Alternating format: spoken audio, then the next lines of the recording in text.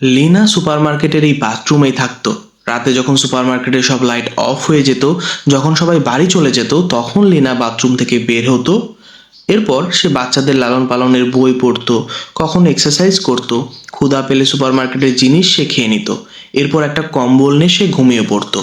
সকাল 5টায় যখন অ্যালার্ম বাজতো, লিনা ঘুম থেকে উঠে কম্বল, বই, ঘড়ি সব ঠিক জায়গায় গুছিয়ে রাখতো আর একটা আলমারির মধ্যে লুকিয়ে পড়তো। যখন সুপারমার্কেটের কর্মীরা আসতো, তখন সে আলমারি থেকে গোপনে বের হয়ে যেত এবং একটা পার্কে গিয়ে সময় কাটাতো। পার্কে বসে সে একটা ছোট খাতায় লিখে রাখতো সুপারমার্কেটে সে কি কি জিনিস ব্যবহার করেছে, তার দাম কত।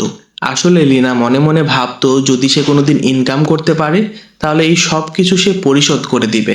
দুপুর পার হয়ে সন্ধ্যা হয়ে গেলে লিনা আবারও কাস্টমার সেজে সুপারমার্কেটে ঢুকে পড়তো আর ওয়াশরুমে গিয়ে বসে থাকতো। অপেক্ষা করতো কখন সুপারমার্কেট বন্ধ হবে।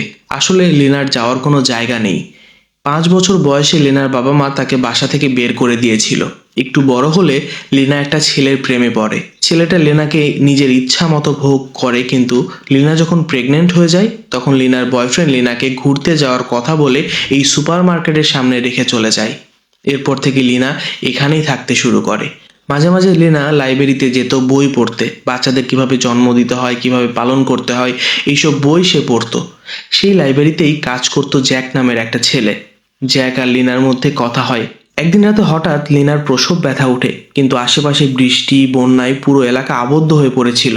লিনা বুঝে উঠতে পারে না সে কি করবে। ঠিক তখনই সে দেখে সুপারমার্কেটের কাচের জানালা ভেঙে কেউ একজন ভেতরে আসছে। এরপর লিনার আর কিছু মনে নেই।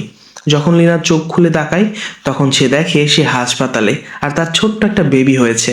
লিনাকে সবাই অনেক হেল্প করেছে। জ্যাক সেদিন লিনাকে বাঁচিয়েছিল। লিনা এখন তার বেবিকে নিয়ে অনেক হ্যাপি আছে।